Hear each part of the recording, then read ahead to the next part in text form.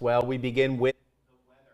You're taking a live look outside right now through our Savannah cam. That's the Dozier Law Cam right on the Savannah River. Tina, it's been just up and down and a mess all day. Yes, it absolutely has. We want to check in now with Storm Team 3 Chief Meteorologist Scott Roberts. He is in the Weather Center. He's been watching this system throughout the day and has the very latest now on these storms as they move through the coastal empire and low country. Yeah, the good news is the severe weather risk is now over for us. All of the stronger storms have pushed off of the coast. We had a few warnings earlier in the day for our inland communities, also a severe thunderstorm warning a little bit earlier for McIntosh County and Liberty County, but the strongest storms have pushed off of the coast. We have a strong cold front that is moving through, so even without severe storms continuing in our forecast throughout the next few hours, we will still be dealing with strong and gusty winds, but still some rain falling for our interior communities from Screven County down into portions of Long County and interior Liberty County. Here's the frontal boundary sweeping off of the coast. Much colder air is moving behind it, so actually the mountains of North Georgia have been dealing with some snowfall this afternoon, and as that colder air filters in for tonight, we will be dealing with freezing conditions going into early Tuesday morning. Wind gusts have been in excess of 35 and 40 miles per hour with this frontal boundary moving through, starting to relax a little bit, not quite as strong, but still a noticeably gusty evening is on the way. Temperature-wise, we will be in the 60s early on, cooling off into the 40s by 11 o'clock. Overnight lows will be down around freezing for many of us. Freeze warnings have been issued, and as we look ahead, though, for the middle part of the week, it might be even colder for our Wednesday morning, but finally Wednesday afternoon and for the end of the week, conditions will warm back up again with calmer conditions heading into the next several days as far as no severe weather to worry about. We'll have more on our local forecast coming up in a few moments. Scott, thanks so much. As those storms roll through our area today, Georgia Power says crews are working to make sure the grid ready to handle the strong winds and severe weather. The company is prepared long before storms arrive. Crews regularly check substations, other parts of the transmission systems, securing the areas that could become vulnerable during the high wind events. Out too across the area, we're also reinforcing and upgrading the grid right now and putting in some new infrastructure. And those things are helping a lot when it comes to these types of storms and will help a lot and protect the entire coastal grid when it comes to the big hurricane season. They also encourage customers to report any outages and to stay away from any downed power lines just to make sure you're safe during the storms. Now to our crime and safety report. New developments in the St. Helena Island mass shooting. The Beaufort County Sheriff's Office announcing today that the shooter charged with 4 counts of murder is now being served 14 additional charges. WSAV's Danielle Cobb has the story. Anthony Freeman is currently facing 4 counts of murder, aggravated breach of peace, and possession of a weapon during a violent crime. Now he's facing 14 additional charges of first-degree assault and battery for the victims injured during the crime. The Beaufort County Sheriff's Office says the first-degree assault and battery charges are for 14 people injured after Freeman allegedly opened fire at Willie's Bar and Grill in October of last year. 4 people were killed in the incident. A grand jury had already indicted Freeman on 6 charges, including murder. He will soon face trial on those charges. Sheriff P.J. Tanner says his office is only about halfway through the investigation. They're continuing to process evidence from the large crime scene and conducting interviews with witnesses. Could there be additional charges? We'll just have to find that as we work through the process. So as we work through the process, which there's no sunset on that. I mean, things could change any day. It just depends on what information we get, and it also depends on what evidence reveals when we process it. The Sheriff's Office is notifying the victims today of the charges and plans to serve Freeman in the Beaufort County Detention Center, where he's currently booked today. And the cases don't end with criminal charges. 4 victims have already filed civil lawsuits against the bar's owner, Willie Terrell, asking for monetary damages. Danielle Cobb, WSAV News 3, on your side. 1 person's dead, another injured after a crash early this morning in the Low Country. Happened around 12:45 on Brickyard Point Road near Fiddler Drive. Now that's Highway Patrol says a pickup truck traveling north on Brickyard Point ran off the road before overturning and hitting a tree. The driver taken to the hospital for treatment, but officials say a passenger in the truck died. Now South Carolina Highway Patrol are investigating. We'll keep you updated as soon as we learn more. Police in Savannah investigating after a pair of weekend shootings. The first happened just after midnight on Saturday near Ann and West Bay Streets. SPD says they found one man with a gunshot wound to the chest after reports of a shooting. He was taken to the hospital for treatment.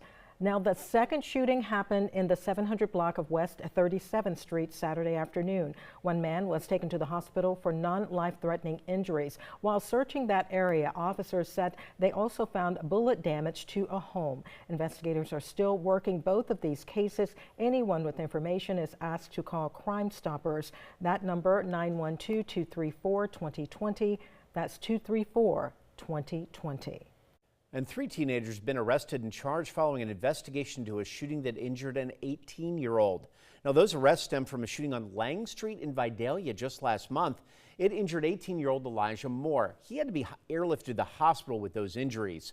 3 teenagers have now been arrested and charged, including 17-year-old Benton Farmer, who's being charged with aggravated assault, conspiracy to commit a crime, and firearms charges. Wendell Simpson and Christian Weidman, also 17, each being charged with a conspiracy to commit a crime and party to a crime.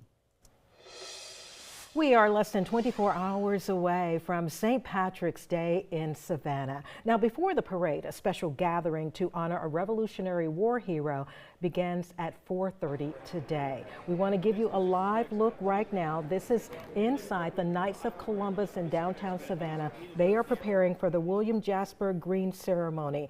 And this is the only St. Patrick's Day ceremony specifically dedicated to military personnel.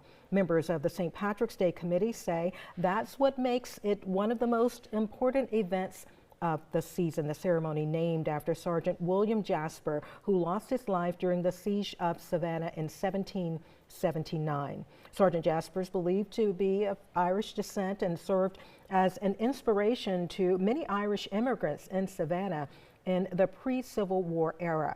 Now, rainy weather has forced the ceremony inside. There again, you see organizers preparing at the Knights of Columbus. That's downtown Savannah on Hall and West Liberty Streets. And this ceremony will get underway at 4:30. St. Patrick's Day welcomes thousands of tourists, residents, and families downtown for those citywide celebrations. Those celebrations also can bring some massive and very loud crowds. WSV's Jillian Coles joins us now to share a few ways that families can actually plan ahead to keep kids safe while enjoying the parade. Andrew, the Irish dancing, music, and energetic crowds along the parade route can be exciting, but it can also be overwhelming for young ones. City officials say parents can take steps beforehand to help make sure children stay safe and don't get lost. Chatham Emergency Services CEO Chuck Kearns says start by making sure your children are dressed for the weather, including warm layers and rain gear if needed. He recommends bringing snacks, water, and even noise-canceling headphones for children who may be sensitive to the parade's loud atmosphere. And just in case your child does get separated from you, make sure you have their information on hand for officials. Another best practice is to take a picture of the child that morning in what they're wearing to the parade, so that if you do have to show it to a first responder to help you look for the child, they'll know exactly what they're wearing and what they look like. Kearns encourages parents to tell their children if they are lost, find one of the first responders stationed or patrolling along the parade route. For more safety tips, tune in to News 3 at 5. Jillian Coles, WSAV News 3, on your side. Jillian, thank you. A lot of excitement over the weekend as parade goers got into the St. Patrick's Day spirit. HHI stood for Hilton Head, Ireland yesterday as the town hosted its 40th St. Patrick's Day parade. This was the first parade on Hilton Head since weather canceled last year's celebration. Thousands of spectators lined Pope Avenue for the event, having a lot of fun, a lot of shenanigans going on too. The 100 floats and performers. Wow, it was quite a sight to behold. And there you see WSAV's team in the parade as well. It was a great day. Andrew Davis was there along with some of our other co-workers. Now, this parade also marks the first since the passing of Tom Raleigh, the founder of the event. WSAV was proud to carry on this tradition as we always do. We love being a part of Hilton Head's parade. Now, let's head to a sea of green on Tybee Island. Residents and visitors enjoyed the 23rd annual St. Patrick's Day Parade on Saturday. Attendees, young and old, lining the streets, all dressed up and geeked as well. There were many floats there and, of course, a great sea breeze. Now, the festivities attracted crowds looking for, you guessed it, the luck of the Irish. And now it's Savannah's turn for the big parade. Earlier today, members of the News 3 production team out at Lafayette Square making preparations for the big day. Remember, our coverage of the 2026 St. Patrick's Day Parade starts in our morning show, of course, and then at 10 o'clock tomorrow morning. You can watch it live right here on WSAV, as well as our website, WSAV.com, and of course our new WSAV Plus platform. Of course, just download WSAV Plus through Roku, Apple TV, or Fire TV. And the Savannah St. Patrick's Day Parade, big deal for us in the hostess city. The event, though, well known in parts throughout the country and the world even. This year's celebration will be viewed in cities as far north as Philadelphia, as far west as Dallas, meaning a lot of eyes will be on Savannah tomorrow. Now, if you are looking for parking options close to downtown for the parade, well, spots are available at the Savannah Convention Center. Parking is open on St. Patrick's Day from 6 tomorrow morning until 10 p.m. for $25. It is first come, first served, and no overnight parking is allowed. AAA's Tow to Go is back for St. Patrick's Day, beginning at 6 o'clock tonight through 6 a.m. Wednesday. The service offers a free ride home for you and your car. Now, if you've been drinking and you don't have a safe way to get home, this is the perfect place to call. Tow to Go. Here's that number for you, 855-2-TOW-TO-GO. Call them for help. You don't have to be a AAA member to use the service. And you can find our full St. Patrick's Day coverage as we prepare for the big day at WSAV.com/St. Pat's. Now, Time Saver Traffic, sponsored by Arrowhead Clinic, the accident doctors, where it pays to get well.